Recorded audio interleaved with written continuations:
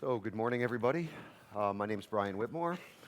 I'm the Senior Russia Analyst for Radio Free Europe, Radio Liberty, author of the Power Vertical blog and host of the Power Vertical podcast, and I'll be moderating and leading this morning's discussion on Eastern Neighborhood 2017, Times of Turmoil Ahead, where we'll talk about the aspirations of Georgia, Ukraine, and Moldova, who is not represented on this panel, to join European institutions and the geopolitical implications of those aspirations. I want to introduce our distinguished panelists. First, the Prime Minister of the Republic of Georgia, Giorgi Kvirikashvili, the Foreign Minister of Latvia, Edgars Rinkēvičs, the Foreign Minister of Ukraine, Pavlo Klimkin, State Duma Deputy Vyacheslav Nikonov from the Russian Federation, and Andrea Thompson, National Security Advisor to the Vice President of the United States.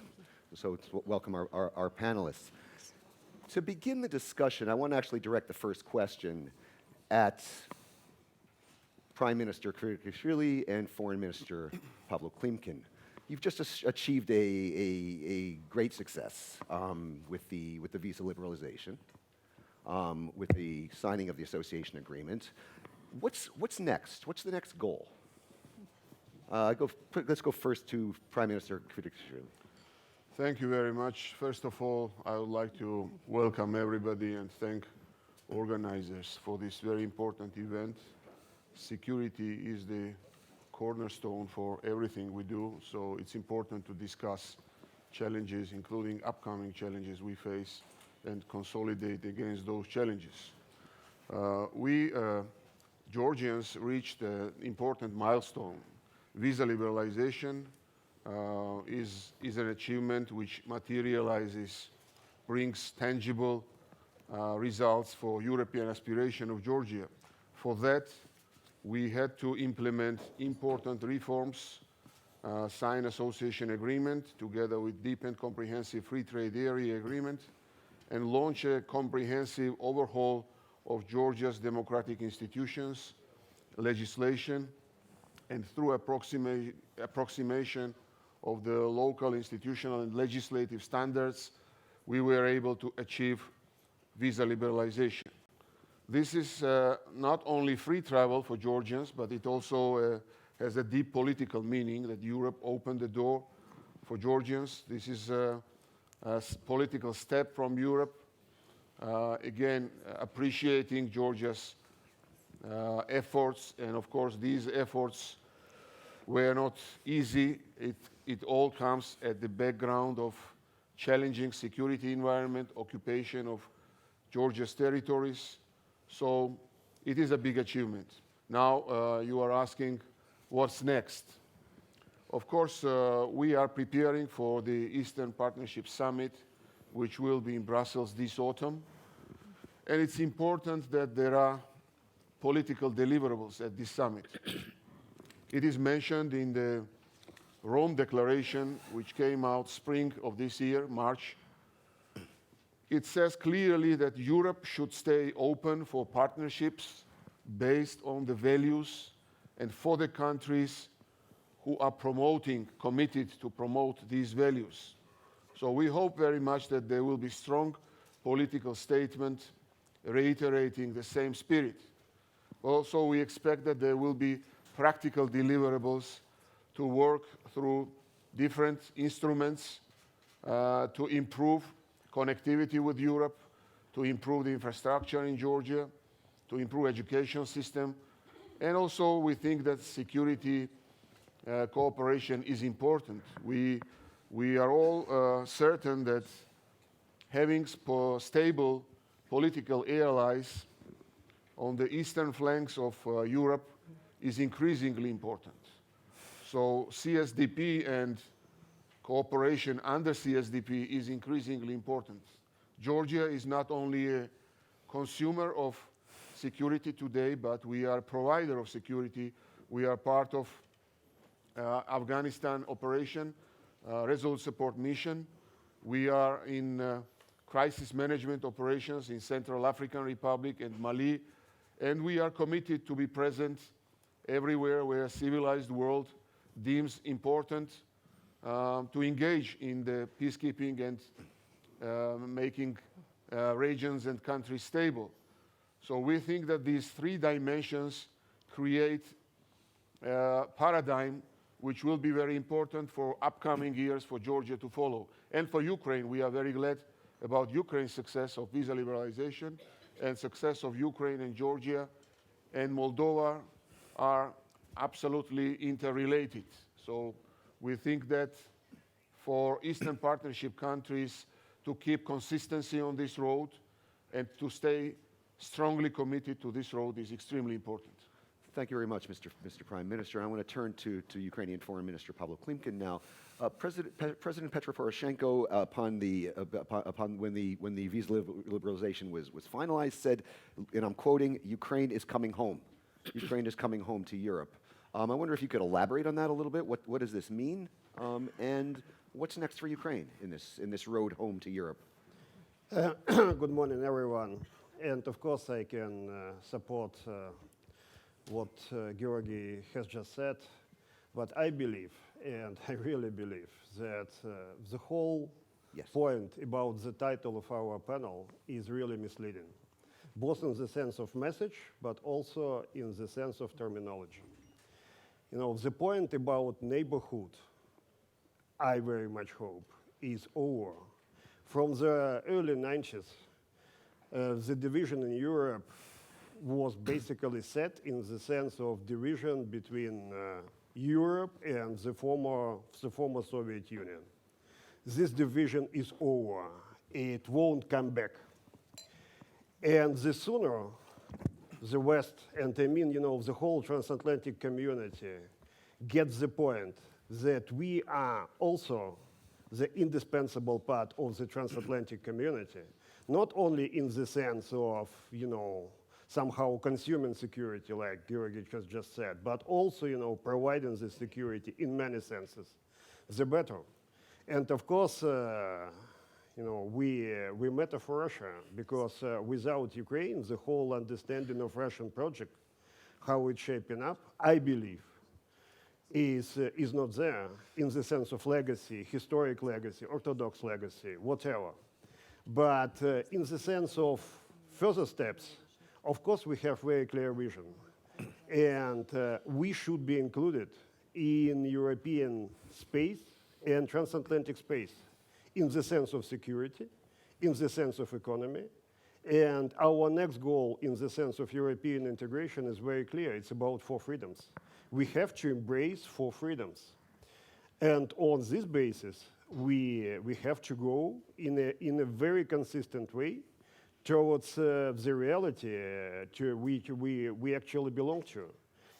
And if you see it in historical perspective, if you see it in political and economic perspective, the sooner we gonna stop talking about neighborhood and this division, which is definitely over, so better. And the division now is about values and about commitment to democracy and, of course, rule of law. And this division will be there, and we have to recognize this division. We have with somebody here, somebody who has gone through this experience that Georgia and Ukraine are going through now. I'm referring, of course, to the Foreign Minister of Latvia, Edgars Rinkēvičs. Foreign Minister Rinkēvičs, what can you offer? What advice can you offer our Ukrainian and our Georgian colleagues and our Moldovan colleagues who are not present on the panel as they go along this road to Europe? You did it. Your Baltic colleagues did it in Estonia and Lithuania. People didn't think you could do it. I remember the attitudes in the early 90s that this was an impossible dream for Latvia, Lithuania, and Estonia to integrate with the European Union. Yet you did it. You said, yes, we can, when everybody said, no, you can't. What advice would you offer to our Georgian and Ukrainian colleagues here? Well, thank you very much. First of all, I want to congratulate our Georgian and Ukrainian friends that visa liberalization that we politically decided at Riga summit 2 years ago finally has come true, and it was a bit kind of disappointing sometimes road that it didn't come earlier, but actually what we have seen is that if Ukraine and Georgia delivers, then also EU must deliver, even if sometimes it's very difficult to get the agreement around currently 28, very soon 27. If we look at our experience, I think that, of course, we had a totally different environment. It was beginning of 90s, it was throughout 90s when There was some kind of historic and moral sense of responsibility on the part of EU. There was a clear perspective for those countries that want to join the EU that they will. We had much, let's say, better situation in our both southern and eastern neighborhood, and EU was not so much struggling with its internal and external issues. So from that point of view, if you ask me that question a couple of years ago, I would be telling a long list of reforms that should be done. Right now, I think that Georgia, Ukraine, other countries of so-called Eastern Partnership, especially those that have signed association agreements, know very well what they should do. My advice would be to have strategic patience. It is absolutely clear that European membership is not going to come in a year, 2, or even 5, or probably 10. However, what we did, particularly taking into account that skepticism that was in many European capitals, we did our best not to be rejected. Because, by the way, in the United States, during our NATO integration, many congressmen were asking, are they like us? Meaning, are their values like US values? The same question was in Europe. So I think that one thing is continue developing country to the point where even the most skeptical EU member state cannot say that you are not qualified. Second, I think that sometimes in the past, and unfortunately there have been some countries, especially Moldova, there were many promises. Before you promise, think if you can deliver. But if you have promised, then deliver. The third, don't blame Brussels. That was the biggest mistake we had. Because you do the reform process for the sake of your country, not for the sake of the Brussels bureaucracy or European bureaucracy. And I think that we are still back home struggling with that kind of situation, that every success is success of national politics, every failure is failure of European politics. And my final point, I think that what we need definitely do, and I know that our Ukrainian and Georgian friends are doing a lot, we still have to struggle to keep European attention, an equal attention also to the Eastern partnership countries, to association partnership countries. I very much agree that while we are very much talking about Article 50, the most famous article of Lisbon Treaty so far, which is about exit, we also have to keep reminding about the Article 49, which is about entry. And that's the job that we should do together. Those who are friends of Ukraine, Georgia, Moldova, as well as Ukrainians and Georgians and Moldovans should keep reminding about their success and should keep doing the good job back home. Now, when we talk about the European neighborhood, it's impossible, as much as some would like that term to be relegated to the dustbin of history, it's impossible not to talk about the Russian Federation. And I want to turn now to Vyacheslav Nikonov, a deputy with the in the Russian State Duma, to ask this question, because when I was working and living in Russia throughout the 90s, one of the mantras I would hear from Russian officials, and this was in the very heated period when NATO was enlarging initially, to include the Czech Republic, Poland, and Hungary. And the argument I heard repeatedly from Russian officials at that time was, we don't have a problem with the European Union. We have a problem with NATO. Now, sometime around, I don't know, 2012, 2013, 2014, that line changed. And suddenly it appears, maybe you can correct me here if I'm wrong, but it appears to me, and it appears to many, that Russia now has a problem with the enlargement of the European Union. And I wanted to ask, Vyacheslav Alexeyevich, I wanted to ask you basically point blank, does the Russian Federation have a problem with the European Union enlarging to integrate Russia's neighbors, including Ukraine, Georgia, and Moldova? Thank you, Chair. Good morning. Actually, the short answer to your question is no. But I would like also to start with putting a question to the audience. What is the largest European city?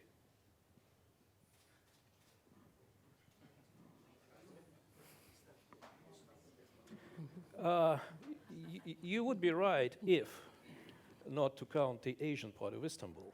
So, what is the largest European city? It's called Moscow. It's called Moscow. Moscow is much bigger than London, and actually, that is just to change your perspective a little bit. After this, it would be easier for you to answer the question, what is the largest European country? It's called Russia. But when the word Europe is pronounced in Berlin, in Paris, in London, you don't mean Russia. And I think that was the biggest mistake made after the end of the Cold War, because I think at this time there was a golden opportunity to create the new European architecture, which would embrace everybody, which would embrace Latvia, Ukraine, Georgia, Russia, and creating a new undivided Europe. Common European home, as Comrade Gorbachev used to say, and I used to work for his team. Instead of that, there was another paradigm of expanding institutions which were inherited from the times of the Cold War. And the whole new European construction was without Russia, and in many instances against Russia. So we were treated as outsiders in that process, and what we've got now is the clear result of that decision, to keep Russia out. That was one of the functions of NATO from the beginning, and it continues to be so. And that's why we've got quite a few asymmetries. They are in perceptions, but they are also in geopolitics. We're speaking about Eastern Neighborhood. What is Eastern Neighborhood for Russia? For us, it's Shanghai Cooperation Organization, which now includes also India and Pakistan. For us, it's Eurasian Union with Belarus, Kazakhstan, Armenia, Tajikistan, and Kyrgyzia. It's also the Collective Security Organization, which adds Uzbekistan. It's BRICS, Brazil, Russia, India, China, South Africa, which accounts for 44% of the global population. For us, it's APEC. For us, it's East Asia Summits. For us, it's ASEAN Plus. For us, it's ASEAN Regional Forum, and many other things. We have many, many partnerships being so isolated in this world. This is a geographic asymmetry. Speaking in a narrow terms about the partnership, the Eastern Partnership in the terms of the European Union, here we have a symmetry in the definition of success. Because for Russia, of course, the definition of success in dealing with the neighbors is to make them as friendly to Russia as possible. The definition of success of many people sitting in this room is how to distance those countries from Russia. And I think these are conflicting goals. We cannot really put this together. We see once after another the instances when the country is saying we are going to become part of NATO, European Union. It is also becoming quite Russophobic. Which goes hand in hand. So for us, we have very mixed feelings about this process of enlargement. You see, do we regard these countries as sovereign? Of course, because that was Russia's deliberate decision to make them sovereign. Do they have the right to enter the European Union? Yes. As for NATO, I would disagree that these arguments about NATO have gone. They're still there, because for us, NATO is not something which is perceived here, because it's a military alliance spending 3/4 of the global defense money, and now planning to expand that figure, which was very well expressed at this conference, is regarding Russia as on top of the enemy list. And which is actually bringing its military machine closer to our borders. Of over 800 American military points of presence, I would put it this way, 400 are around Russian borders. And some of them have nuclear weapons. So for us, it's also a matter of national security, not just for the countries sitting there. And Russia had a long-term experience with dealing with the West, including the combined West, which was not oftentimes very productive and sometimes very destructive. And now about the sovereignty. Russia is one of the two countries with 500 years of sovereign existence.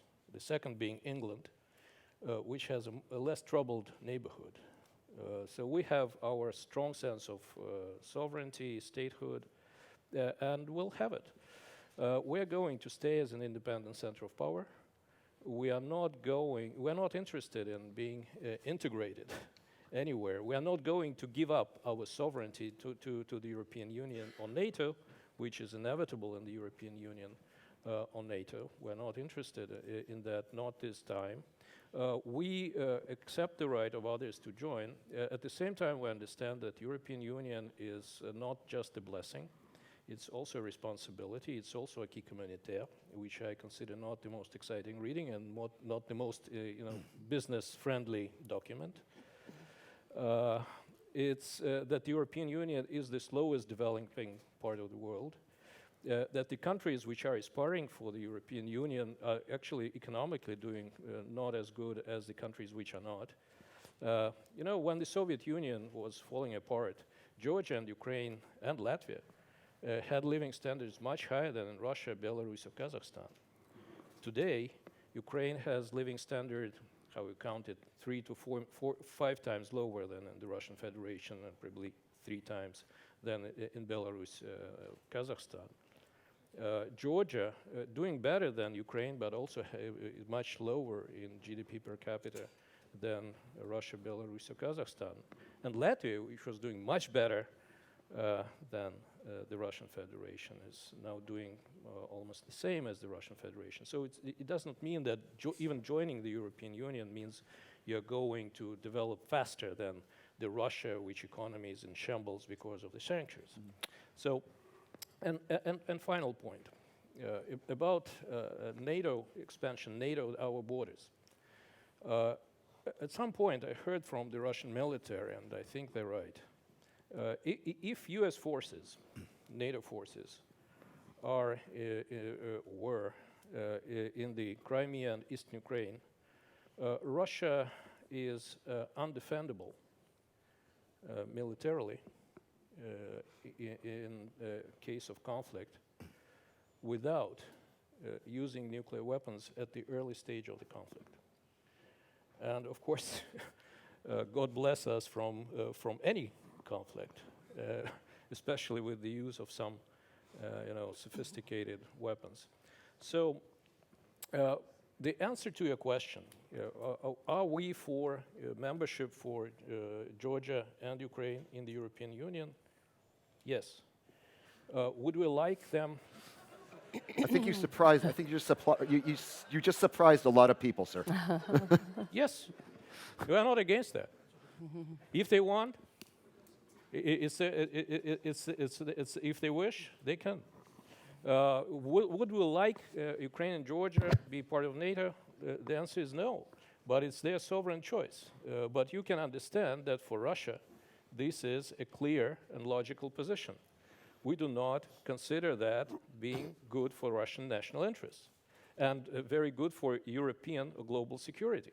So we are looking from the, of course, our angle is somewhat different from what is common in this room, but we are also a sovereign country with our national interests. I actually want to give Pavel Klimkin the opportunity to very briefly, to respond to that, because I think Mr. Nikonov just surprised a lot of people, and I think you are probably the most surprised person in the room, given that Ukraine is currently in a war with the Russian Federation. Actually, not really, but I like the point about being for our membership in the European Union, but at the same time saying that it's against Russian national interest. It's somehow, for me, a sort of conundrum, No, I didn't but say, not commenting excuse me, it. Pavel, I didn't say that. I said that European Union is okay, but we have some reservations about NATO. So joining the European Union is already okay. So, two simple points. The first one, in the sense of comment. Russia, European country. I do believe Russia was a European country.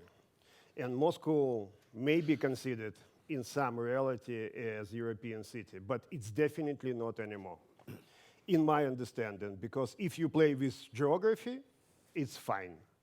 But for me, the real division is about people, and it's about their values.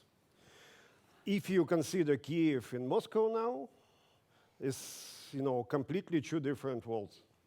So in the sense of reality we have in Russia, Russia is not European reality, definitely not European reality anymore. And this division between the former Soviet Union, like I've said, and between the European Union is not there anymore. The second point, very simple one. Going to Europe for us is a point of going back to Europe, how we understand our history and how we understand our vocation. And it's not a point of saying whether Europe could grow at 2% or 5%. It's simply going to Europe how we understand it.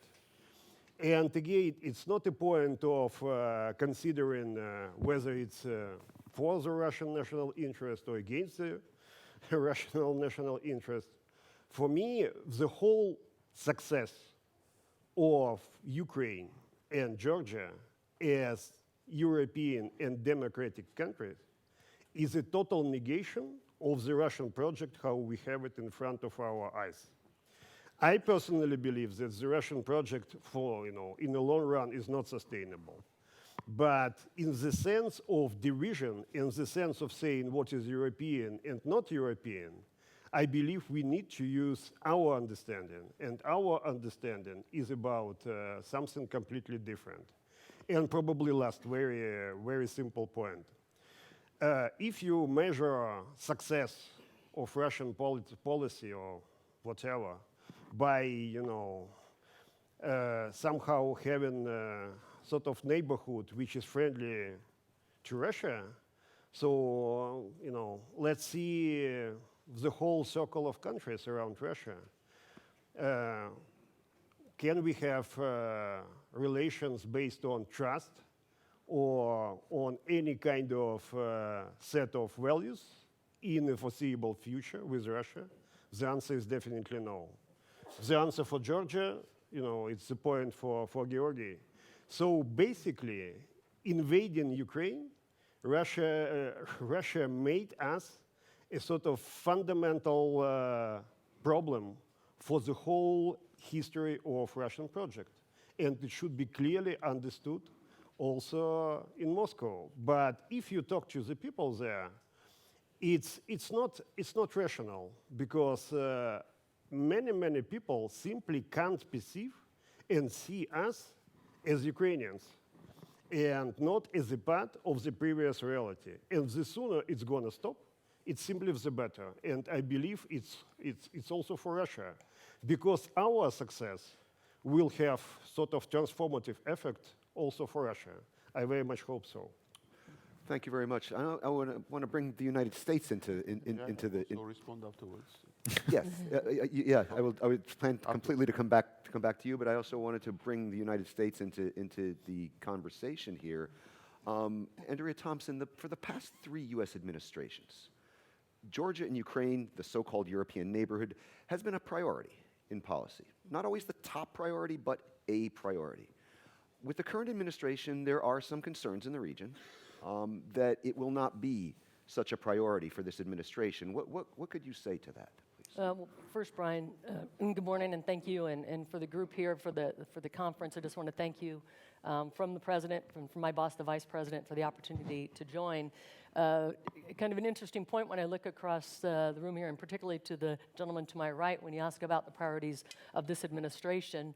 I've had dialogue with 3 of them, and 2 of them have met with my boss and with the president. So I think that's a pretty telling indicator of the importance of Georgia and the Ukraine for President Trump and this administration. We've been very clear on our priorities. We've been steadfast in our relationships with Georgia and the Ukraine, that we support their sovereignty and territorial integrity. We've as you've discussed this morning on the gains that they've made. Would laud them as well on the efforts, set by the example early on by the Baltic states on reforms and moving forward, and now recently with both Ukraine and Georgia. With the democratic ideals that we represent globally, represent with the United States, represent with our friends in this room on what can be done when you turn your eye towards democracy, to put that foot forward, independence and ideals and the values that we represent. So absolutely it's a priority for this administration. Again, we've met with the Vice President. Our first trip out of the gates was to the Munich Security Conference. Heading to Europe, very important message for the administration on the importance of the relationships. Met with President Poroshenko in that venue. We've had continued calls and engagements, and again, with our friends of Georgia, have had visits in Washington, D.C. and in the Oval Office. So again, this is, I would add as well, though, the reforms that have made, it's continued, it's a journey. It's a journey that needs to be taken. So we'll continue to partner. We'll continue to be partners in this journey forward with democratic ideals, with the reforms, with their work towards EU and opening the door into NATO. It's not going away. It is definitely one of the top priorities for the administration. Sticking with you for the moment, Andrea Thompson, I wanted to push on something else that's been kind of out there, this idea of some kind of a grand bargain between the United States and Russia. You see this alluded to in the Russian press all the time, and the implication is some kind of Yalta 2.0, if you will, and that the United States and Russia would make a deal over the heads of the Ukrainians and the Georgians, which could consign Ukraine and Georgia to a Russian sphere of influence in the former Soviet space. You're smiling, Mr. Nikonov, but you know what I'm talking about. Can you? No, actually not. How would the United States relate to such a proposal? Well, the short answer is there is no grand deal.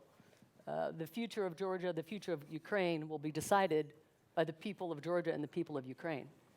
With our support, with our assistance, you've seen the relationship in stability and security. We have found historically, when the United States and Europe are peaceful and prosperous, that peace and prosperity extends to the rest of the globe. So there will be no grand bargains, no sphere of influence. Again, we respond to the territorial integrity and sovereignty of both countries. We stand firm with that. You've heard the President and the Vice President speak that we uphold the Minsk Agreement. We uphold that there needs to remove the military footprint in eastern Ukraine, the occupation in Georgia, and restore those borders back to the rightful owners. So there will be no grand bargain from the United States. Okay, and I know Prime Minister Kvirikashvili, you wanted to jump in here with a remark.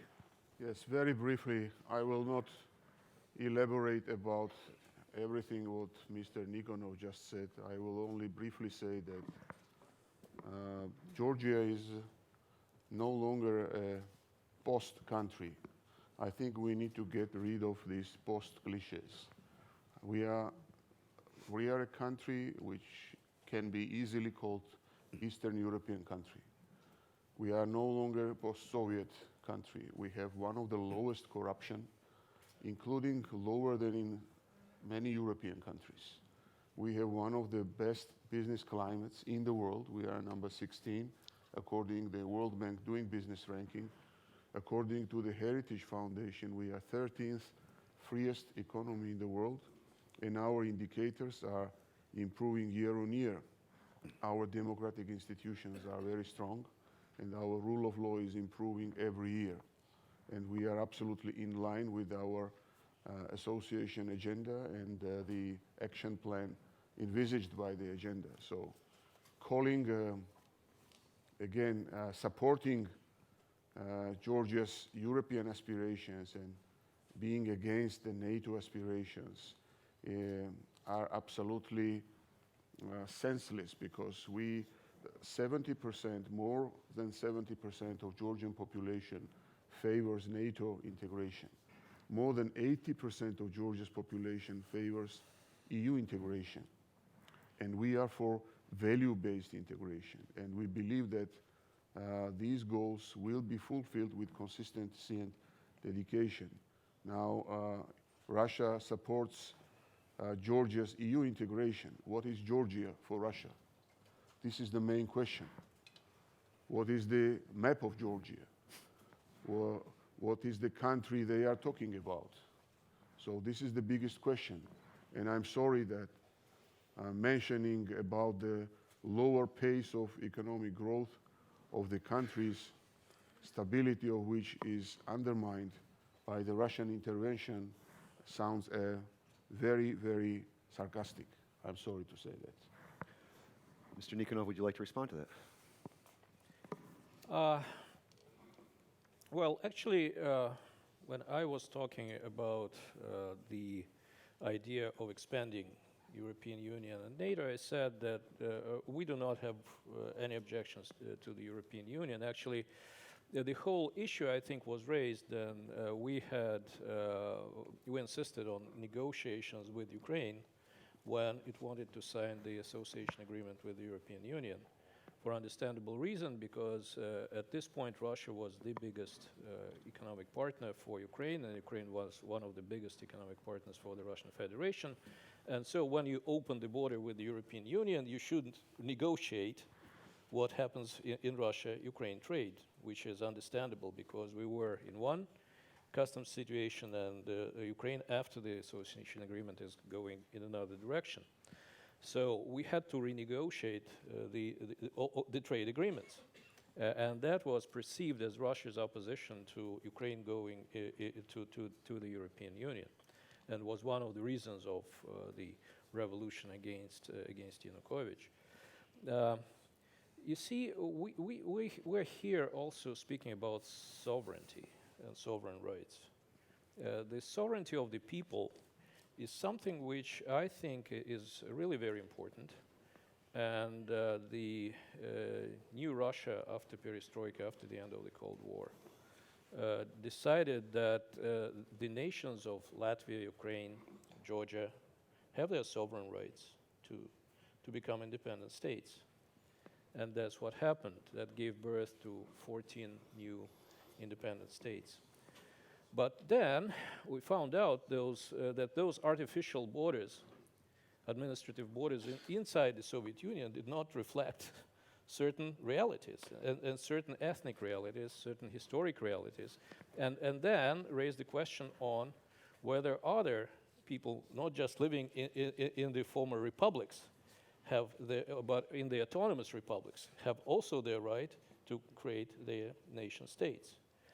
That was the question for Ossetians, that was the question for Abkhazians, that was the question for the Chechens, that was the question for people for Russians in the Crimea or for Russians in Eastern Ukraine. And so the question is whether they also have their sovereign right. We know that the international law has a conflicting principle of territorial integrity and sovereignty of the nations to well, I think international law was pretty unambiguous about the borders of among the post-Soviet states. I don't think there's much room for interpretation here, sir. It is quite ambiguous. But when when the United Nations and international law were invented back in 1945, there were only 50 nation states on Earth, and today there are 192 UN members, and each of these states was created as a realization of this principle of national self-determination.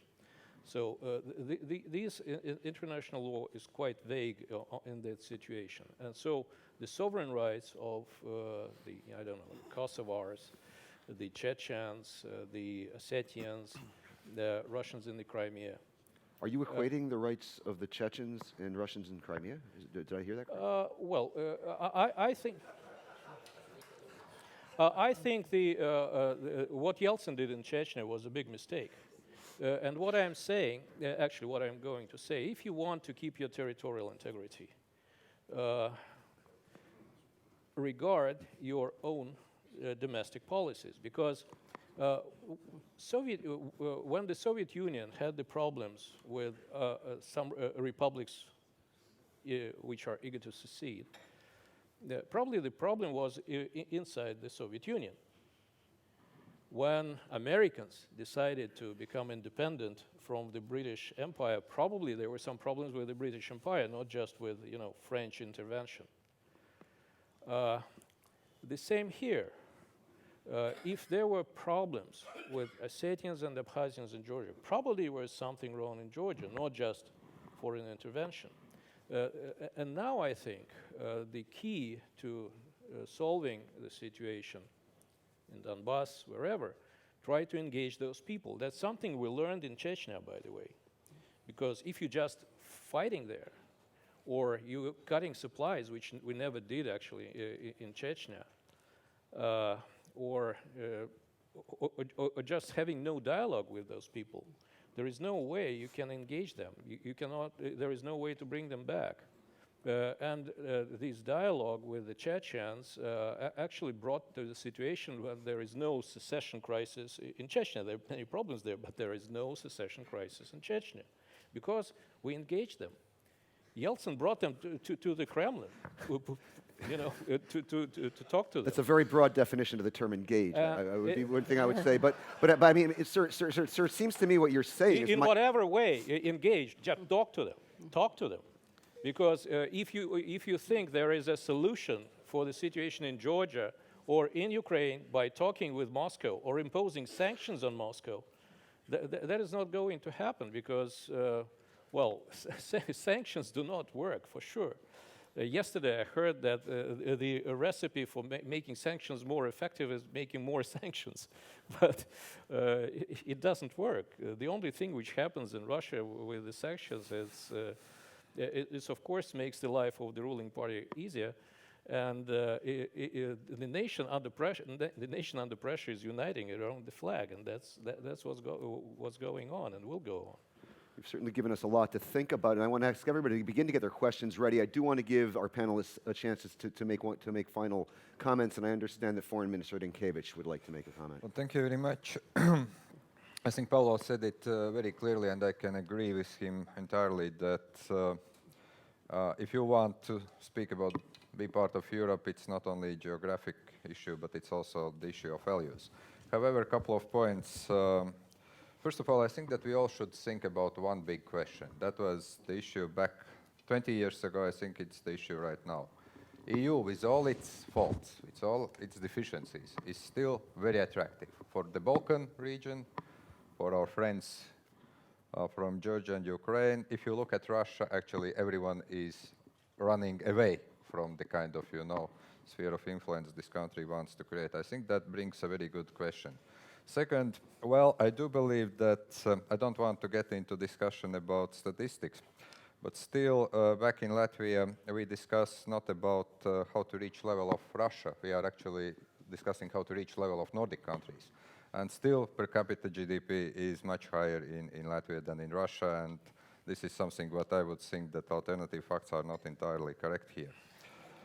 Also, the final point, look, I think that there is one mentality issue. And the mentality issue, if we continue speaking about the former Soviet Union countries, then we get a situation where if we continue speak about this event, not about countries that are independent, that have their own right to choose, then we are in trouble. And that's an issue that we become obsessed with when it comes to the press. We always refer to Georgia or Ukraine or whatever country that was part of Soviet Union as former Soviet Republic. We are not referring to the United States as the former British colony or something else. I think this is something that we should be very, very careful. I do believe that there is trouble, and when I'm hearing Mr. Nikonov saying that they don't have objection for Georgia, Ukraine, and Moldova becoming part of EU, I had talks with Foreign Minister Lavrov, and he said that Russia actually had quite objection against association agreement because they understood at some point that the Baltic membership in European Union is actually much more dangerous when it comes to economic development, energy dependency, and other things than actually, let's say, our membership into NATO. That was discussion a couple of years ago, and I think that this argument still holds. I know Mr. Nikonov wants to respond. I want to also give the other panelists a chance to say final words before we go to questions. So very briefly, please. Well, those boring professors like me, they always bring sources. And this is the World in 2017, published by The Economist. Do you trust this source? No, because I have three other sources. I have IMF, World Bank, Then there are and no- United Then, of course, Nations. there are no questions, yes. If you don't trust the sources, and also the data of the World Bank, of International Monetary Fund, which brings Estonia and Latvia somewhat higher Russia in the exchange rate, GDP, but somewhat lower in the rates of purchasing power parity. Professor, I also checked my source right now. That's, I think we Please can do, always please do. we can always argue with different Absolutely, statistics. but well, we understand about statistics, but still, IMF, World Bank, and The Economist, I think those are quite reliable sources, and I usually base my figures on that solid basis. Okay, I want to give the final opportunity to Prime Minister Kvirikashvili and Foreign Minister Klimkin to make remarks before we go to the audience. Well, first of all, we are very enthusiastic about the future of Europe. And we are very enthusiastic because of the very clear reason that Georgia is committed to build a value-based partnership with Europe. Of course, European perspective is something we aspire, and we think this is not unrealistic. If we take the current context, it may sound unrealistic, as Edgar said. It may not happen tomorrow, in 2 years, 5 years, but I would disagree that it may not happen in 10 years. I'm sorry, Edgar. But we Georgians are optimistic, and when we look at the headline of this panel, I would also, as Paolo disagreed, I would also disagree with the panel, because it all depends on us. It all depends on the partnership we build.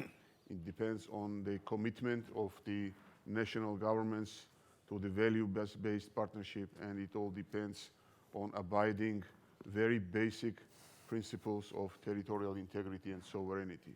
In that case, and if we do not abandon the wider Europe principle, which is again based on the building new partnership based on values and promoting countries committed to that partnerships, I think that we can avoid major challenges in the future. We can mitigate coming risks together again through the partnerships we build. So we Georgians are optimistic about Europe's future, and we are optimistic about our future. And this is something that civilized world should respect.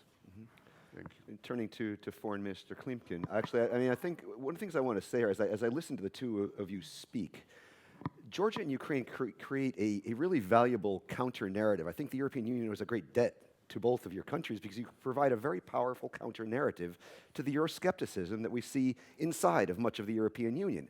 If things are so bad in the EU, why is it that Ukraine and Georgia are dying to get in?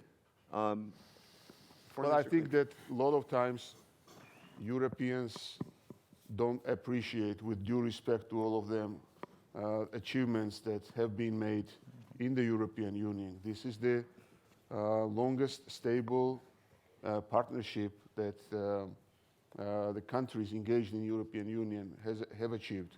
I think that the reasons for the skepticism is mostly lie in problems coming from Middle Eastern crisis and the influx of refugees. But I very much hope that, again, as I said, through the partnership of the countries engaged in resolving these conflicts, when these problems will fade away, we very much hope that the wide Europe spirit will revive, and we will be, Georgians, Ukrainians, will be part of that spirit. Foreign Minister Klimkin. Two very quick points. One, we obviously have fundamental difference with Russia in understanding everything, including, of course, sovereignty. We understand sovereignty as a commitment to democracy and rule of law, and of course following the basic principles of international law. Russia understands something completely different. But basically, we can discuss it for hours. But in the sense of simple example, can you imagine in Kiev, in Lviv, in Stockholm, in Warsaw, people erecting monuments for Stalin and laying flowers there, including the Russian president? It's the nature of division between us and them. And this division is there. It's the fact of life. We could consider it a sort of good fact or bad fact, but it's a fact of life. And we have to live in this reality. But coming back to the title of our panel, and it's my second point, the sooner we stop calling this reality neighborhood, and the whole decision will be taken to include us in the transatlantic community and European space with all kind of efforts behind it, the better. And actually, the point about turmoil is also about us, about Ukrainians, Georgians, and about, making and delivering and going forward. So it's about us. And it's about also solidarity, because it what basically works for us in all these 3 years. And the last one, Georgians and of course Ukrainians showed many times that we are ready to fight for our understanding of Ukraine, for our future Ukraine. It was many times like on the Maidan or now in the occupied Donbass. So it's not about hundreds of people, it's not about thousands of people, it's about thousands and millions. And at the end of the day, it's, I don't like to use this bit of terminology, but still it's a fundamental asset for the whole transatlantic community. People who understand what they've been fighting for and ready to fight further. And we can't simply breach this fundamental division, because this fundamental division is there. Okay, I want to give Andrea Thompson, you've been watching, and I get a sneaking suspicion you'd like to make some very, very, very brief final remarks, if I'm not mistaken, no? I'd just like to echo what the foreign minister said. The title of today's discussions with times of turmoil, as we've seen, I would challenge that it should be times of opportunity. We've seen what happens when hard work, with reform, with dedication, with effort for the peoples of the country. Again, we've seen it with the Baltics. We're seeing it now with the time of opportunity. And I think the future is very bright for my two partners to the right, with the continued emphasis, with the continued partnership, that the opportunities for the people of Ukraine, for the people of Georgia, it's an incredible time in our history, and would just like to end with that. Thank you. Okay, thank you. And we're going to go to the audience for questions. I want to ask everybody: A, keep your questions brief. B, make sure they're questions. I want to see a question mark at the end of everything. No speeches. And C, address them to a specific member of the panel. First, I want to go to Katarina Matronova of the European Commission, because we've been talking about the European Union. We have a representative from the Commission here who would like to take the first question from the floor. Thank you very much, and apologies. It's rather than question, it's going to be a brief comment. You get a pass on that one. Okay. Thank you. I'm a Deputy Director General in DG for Neighbourhood and Enlargement negotiations, and it's great to see you on the panel. It's actually not only a very useful counter-narrative. Let's not forget that on Maidan and in the war that continues, people of Ukraine are actually dying for Europe, and I'm not sure we actually appreciate that sufficiently. I have three brief remarks. One is, you talked, Foreign Minister, about strategic patience. I like the framing, and I think what we owe to the countries of Eastern Partnership is to provide strategic assistance and really try to help the reforms and help the reformers in the countries. And this is how we are looking at the Eastern Partnership Summit in November, where we are planning concrete deliverables. to help the process along. Second point, Mr. Nikonov, I just would like to, I understand your point about asymmetry of interests in European neighborhood from the point of Russia and the EU. I just would like to clarify a little bit. It is not what we are trying to do in the East is to make the countries go as far away from Russia. In fact, the EU held trilateral talks, many rounds with you and Ukraine when Ukraine was about to enter into the DCFTA. Those failed, as you know. So what we are trying to do is support the reforms in the country, support the processes, and one, unfortunately, unifying theme around the neighborhood is the open or frozen conflicts and the hybrid attacks that they are under. So I think it's not us trying to take them away from you or push them away from you. It's rather reacting to the reality. And the third brief point on the question of GDP and The Economist and the World Bank and IMF, there is a very big difference between countries based on commodity, oil and gas riches, in the former Soviet Union and those that don't. And I think that the dynamism you see in the economy of Georgia is on the upward trend rather than what you have in Russia. And the reforms that Ukraine, the fundamental reforms that they have done in the banking, energy sector, public procurement, etc., speak well for the future. Thank you. Okay, thank you, Katerina. And I want to say, Katerina got a pass. Being a member of the commission has its privileges. Nobody else does. Questions, please, briefly, the gentleman here. So, Julian Fota from Romania. I think the real elephant in the room is not Russia, it's China, because geopolitics is changing fast due to globalization. So my first question is, how do you see increased presence of China in our region? Because we don't talk about them enough, but they are coming. And the second question for our American friend, do you have also Republic of Moldova on your list, although they are not in the panel? They are among the group with Georgia and Ukraine. Thank you. Can you repeat the... Can you repeat the first question? It's about China. About China. Yes, I think the real elephant in the room is China. They increased their presence in Central and Eastern Europe, which was not the case in the past, maybe excepting 600 years ago. And this is a factor who is changing the relations. Okay, Moscow to respond to that. Well, of course I can speak about China, but when you say Central and Eastern Europe, you also mean Russia?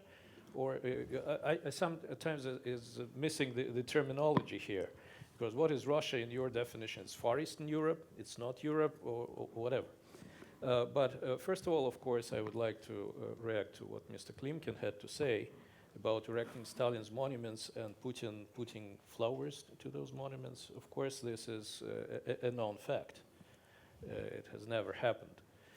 And actually the difference, there are some really fundamental differences in perceptions and in values between Russia and Ukraine. And of course, one of the facts is that many central streets in the cities of Ukraine have already been renamed after the Nazi criminals, after people who are responsible for deaths of hundreds of thousands of Ukrainians, Poles, Slovaks, Russians, Jews. We know what the SS division Galiciana was doing. And the veterans are marching on the streets of Kiev. So that is really one of the basic fundamental differences. The other differences being, of course, Russia would never ban TV channels. Russia would never ban websites. I think that Russia will never ban. I think that's certainly subject to debate. Russia will never ban books. But I did want to give. And we do have 4 million Ukrainians as guest workers in Russia. So that's the fundamental difference. I know. As for China, China is definitely one of the leading economic forces in the world.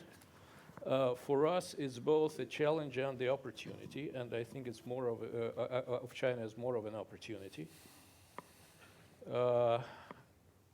it is an opportunity because it is the fastest growing country in the world. Its economy, purchasing power parity-wise, is already bigger than the US. When you are talking about diversifying the sources of getting energy, mainly running away from Russian energy sphere, China is very cooperative in that area. Russia is in that area. Russia is definitely interested also in diversifying the routes of transportation and has already become the #1 source of energy for China. Recently, Mr. Putin was in Beijing for the big summit of more than 60 leaders, which are working on the Silk Road projects, which would be worth trillions of euros, dollars, whatever. They are about building infrastructure in the whole Eurasia. So in my mind, China, of course, is a growing power, but it is the main trade partner for all countries present here. And it is also the driving force of growth in the world. Last year, it accounted for 37% of the global growth. So it's inevitable big power. Now, I know the gentleman also directed a question to Andrea Thompson. I want to give you a chance to respond to the question. I believe the question was, do we support also the Moldova, correct? Yes. Yes, so the brief answer is yes, we would encourage continued reform. We've seen what happens when you put forth that effort, so yes, we absolutely support the continued reform and efforts of Moldova. Okay, and the gentleman here. Thank you very much. Patrick Tucker with Defense One. Ms. Thompson, thank you for bringing up the May 10th meeting between Vice President Pence and Foreign Minister Klimkin here. It occurred the same day as President Trump's meeting with Sergei Lavrov. Some of us in the press noticed some discontinuity in some of the media messaging about those series of meetings. For instance, the press readout of the meeting between Pence and Klimkin says that the Vice President emphasized unwavering U.S. support for Ukraine's sovereignty, territorial integrity. There is no presidential readout of the meeting with Klimkin, but there is a New York Times report that says Mr. Trump played down his personal concern about the fighting in Ukraine to Sergei Lavrov in that meeting that day, and that, according to the official, the president said American critics cared about the issue and asked the Russians to help resolve the dispute. So, is there a discontinuity between the vice president's office and the president's office on the need for strong sanctions and territorial integrity in Ukraine? And more to the point, how do you know? Well, there is no gap between the president and the vice president. Again, I go back to my initial message on when the vice president spoke in Munich shortly after the inauguration on our support to Ukraine, to the support to Minsk. That said, we've had dialogue with Russia at many levels. We've talked primarily with trying to find a resolution in Syria. So there are areas where we do need dialogue. And again, the immediate discussion had to do with Syria. How do I know? I was in the room with the foreign minister, the president, and the vice president. I was not in the room with the president and the Russian counterparts. But I know, I'm in with them every day, and I know that they are start their mornings and end their days together, both the president and the vice president. They're speaking with one voice, and so yes, I've been very consistent on that. Consistent again, the president was consistent during his recent trip in Europe about the importance of our relationships in NATO, with the EU and its engagements there, and again on our messaging with Russia and Ukraine. Thank you. Gentleman in the glasses here. Briefly, please. Milo Jones. All countries have strengths and weaknesses. What weakness of the Russian Federation do you, as its neighbors, find most worrisome for your future? Admirably succinct, and can you... Me? Whom was the question directed to? Definitely not to me. Though I can dwell on that. I have my list of weaknesses, but probably they will not coincide. Why don't we begin with Foreign Minister Edgars and move Well, that's a very interesting question. I think that one very troubling issue that I would definitely put is that I'm a bit afraid that the way how, if you follow Russian internal developments, the way how the country is developing currently, it's the country that is to some extent closing down. We had situation when Russia tried to be open society. Now we see that, with all due respect, but there is such a very nice authority called Roskomnadzor, which is censoring not only websites but also Twitter accounts and social media. And also there have been some cases about foreign media, about foreign agents. I have a feeling that to some extent, if since 1953, with all the history of Soviet Union, after death of Stalin, Russia was kind of trying to become part of international system. There were attempts to do it throughout around 2000, and I think that the turning point to some extent was the 2008 and what happened between Russia and Georgia when international principles and norms were not anymore observed. So from that point of view, I'm afraid that the biggest weakness is that Russia is moving away from international norms, values, and law, and actually considering that as a norm. So from that point of view, that's the biggest threat. And when I'm talking about closing down, I think that to some extent the whole economic development, not actually since 2014, since imposing sanctions, but before, was not on structural reforming of Russian economy, but just spending, spending, and spending. And as a close neighbors, by the way, we are not very happy with the way how things are developing. It would be in our greatest interest to have Russia as a stable partner in the international relations and as a good neighbor. And despite all the facts that are not very good at this time, we still try to keep some kind of engagement and dialogue on some of issues that neighboring countries are having. But I have this feeling that by ignoring and actually violating international norms and also to some extent closing down mentally and also economically, it's quite a challenge. So how does it look from Tbilisi, Mr. Prime Minister? Well, I think that the biggest weakness is some kind of a fear to make this major shift to concentrate inward on the economic development and on solving internal problems and not to follow this constant trend of distracting people's attention somewhere else. I think this is the biggest, the major transformation that Russia should undergo tomorrow or sometime after this. And I think there is a clear fear to make that shift. And I think this is a complex, the whole complex of issues, not to make enemies out of your neighbors.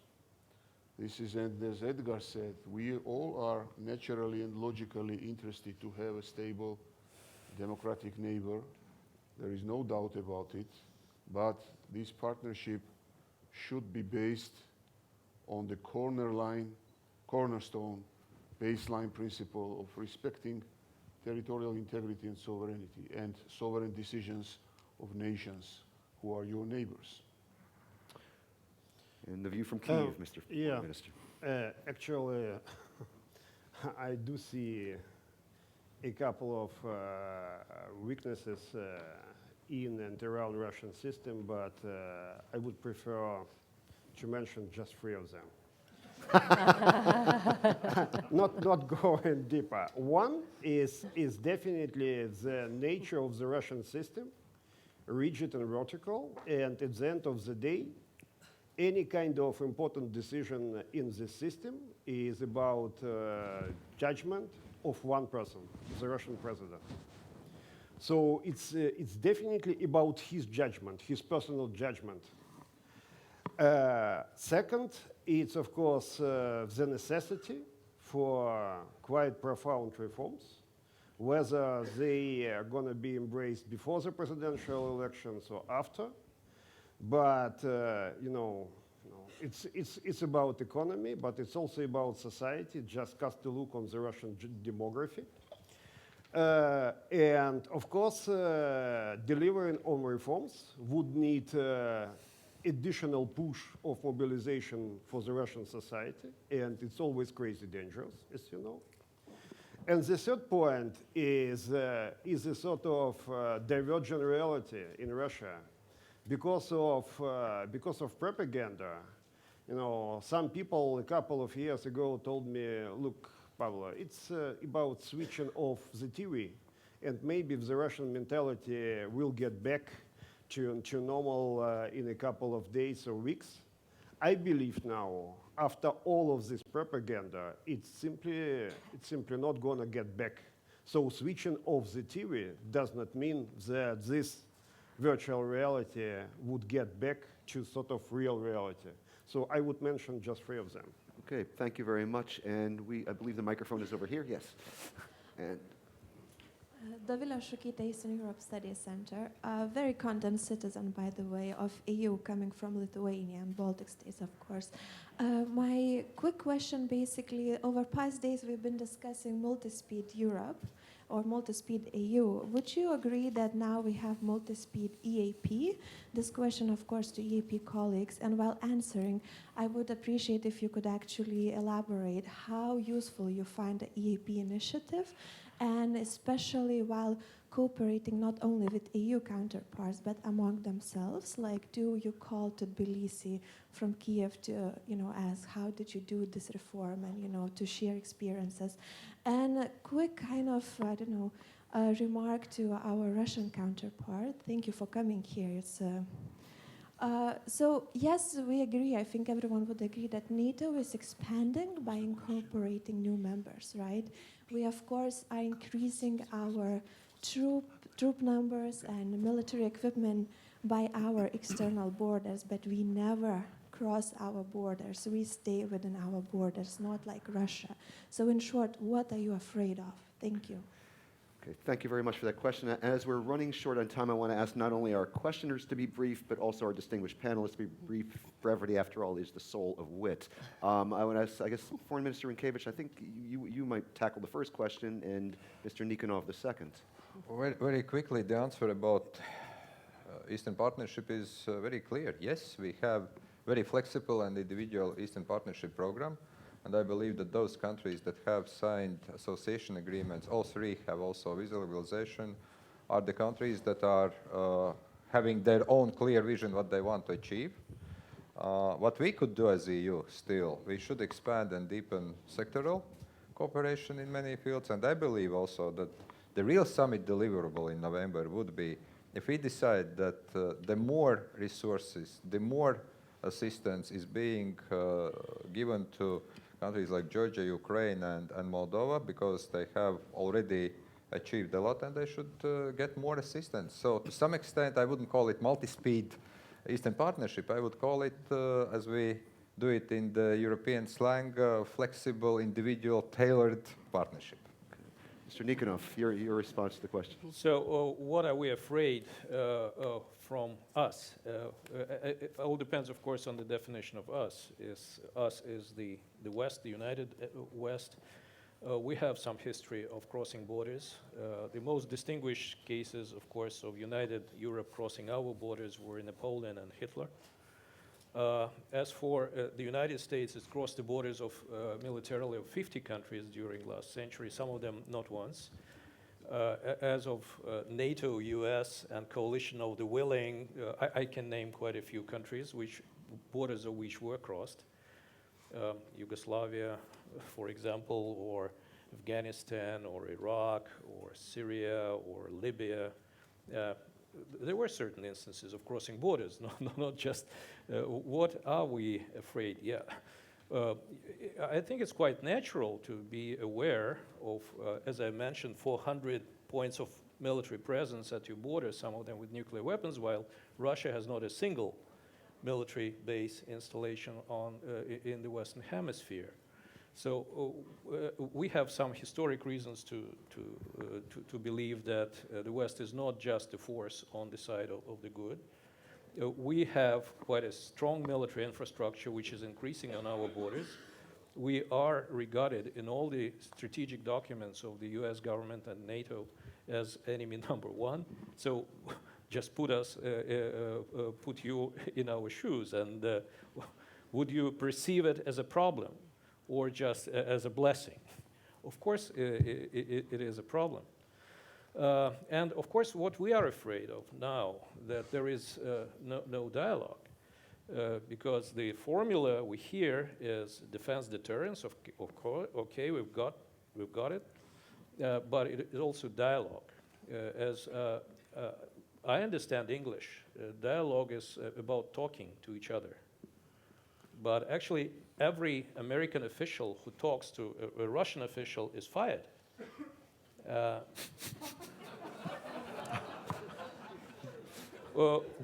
We now know how to fire officials we do not like in Washington. Just Russian ambassador should pick up the phone, make a call, and say wrong number, and he'll be out. I met every single American ambassador, not once, since the 1970s, since I was in American studies. As a student of America, I was there at the embassy many times. I had lunches, dinners, breakfast with everybody. Sandy Vershbow is here, and we met many times in many instances. Nobody in Russia ever suffered after speaking with the US ambassador. What worries me actually is something which was described in one of the books written by Richard Hofstadter, which was called The Paranoid Style in American Politics. I'm going to abuse my position as the moderator Please here do. and come in. I think I want to first give Andrea Thompson an opportunity to respond to that, and as well as Foreign Minister Klimkin made an indication. And we have questions I really do want to get to from the audience. We have 15 minutes to go, so I want to implore everybody, please be brief. Yeah, actually, for the good of this group and actually the topic, and to get back to some substantive discussion, I'd actually defer to Foreign Minister Klimkin and get the discussion back on track. Thank you. I wanted to react quickly about to the point about multi-speed and the Eastern Partnership. For me, it's really misleading because multi-speed is about having the same goal and getting to this goal, probably having different tools and different way of how to reach it. Eastern Partnership is about something completely different. It's about framework and it's about networking. So it's not about multi-speed at all. So we have different political goals. We have different locations. So it's not about simply kind of multi-speed reality here. So framework, networking. Okay, I'm also going to abuse my position as the moderator to bring to correct an injustice, because I think we've been talking a lot about Moldova. We have a representative of Moldova that I see in the audience, Elena Marzac. I'd like you to jump in here, actually. Elena Marzac, Republic of Moldova. I suppose that I'm the only representative here of the Republic of Moldova. It's a pity that our high representative are not here. And the panel is quite challenging for me as the representative of civil society. Of course, Moldova used to be a success story of this partnership. And now we're at the critical moment, and the decision now is very important. Even in 2015, the election showed that the pro-European parties are supported by our citizens. Now we have the lack of societal cohesion, and half of the population is pro-Russians, and we have a pro-Russian president. And it's due to our lack of reforms, due to the theft of the million, but it's because of the presence of Russian media. And the propaganda is everywhere, and we have this Russian president, and we have an history in our society against NATO and the European Union. Of course, it's more a comment from my side, but the question to the representative of Georgia and Ukraine, as you are the high representative of your countries, how you communicate with your population, how do you attract the population that's against this European and NATO membership? What kind of communication strategy do you have? Very good question, actually. Well, we'll have a comprehensive program of strategic communication. We have a special ministry for European and Euro-Atlantic integration. He's here present in this room. And we have conducted intense communication campaign throughout the regions among different parts of our society, minorities, also church representatives. So we are quite successful in countering anti-European and anti-Western propaganda. For Mr. Forners? Look, I actually don't believe in counter-propaganda. I believe in our own narrative, in our own powerful narrative. And what is happening, what has been happening in Ukraine with the occupation of Crimea and with the occupation of Donbass actually supports our narrative very much. Before the Russian aggression, we had just 18% of Ukrainians fully supporting NATO membership. Now it's 65. It's a completely different reality in the sense of perception, and this perception is not gonna fade in away simple. But my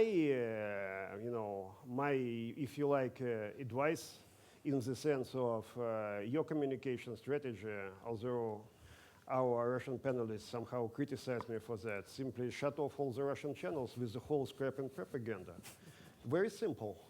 And very, very simple. And if you analyze what is going on with whole stories, somehow about Ukraine, about fascist, about junta in Ukraine, and the same stories about Moldova in many times, you will have clear. You will make a real difference.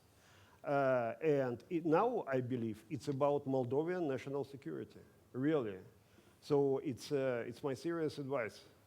Yeah, I think we probably have time to get to at least one question here. Just leave brief questions, brief answers, please. We're really bumping against the clock now. The lady in the front. Thank you. Jana Kubsova, I work at Rasmussen Global.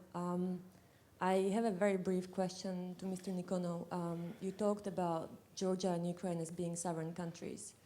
But in fact, at least as I understand it, what you described was a limited sovereignty. You can join the EU, but you shouldn't join the NATO. We don't think the EU is good for you anyway. What needs to change in Russia, in Ukraine or Georgia or in the EU for Russia to see these countries as sovereign as Russia? Mm-hmm. First of all, I'd like to react to the answers about how to stop Russian propaganda. So the answers are two. First, create your own propaganda machine, or shut down Russian channels. And my question is, who is living in the free world, actually? Because we are not cutting any channels of information. We have CNN, BBC, Deutsche Welle in every package, in every television. We do not shut internet sites. We don't, except for those who are, who are for suicidal behavior.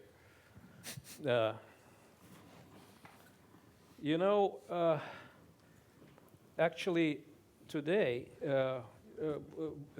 my recommendation would be don't cut information from outside, because it's harmful for your country. You will get less information. So if you want to live in the free world, please do. This is also the world of free information.